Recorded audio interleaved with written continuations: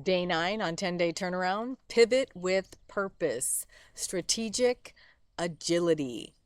Speed without strategy is burnout, also known as an accident.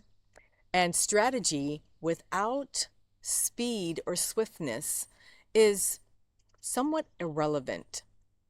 So, strategy or strategic change requires both speed and agility or flexibility in order to produce relevant and usable results. So, today, we're going to pivot with purpose. Agility is timely adaptation. So, adapting quickly to a situation is a level shift. It's also known as cloud to ground thinking or manifestation.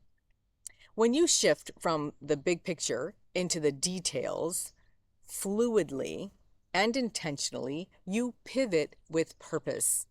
What areas of your life are you moving fast but blind?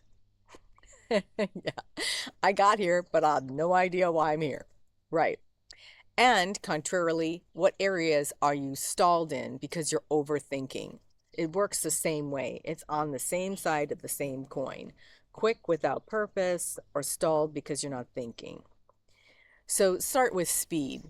Choose one area of your life that you are moving fast without questioning the purpose. And then answer, what's the point of my actions in this area? What am I trying to achieve?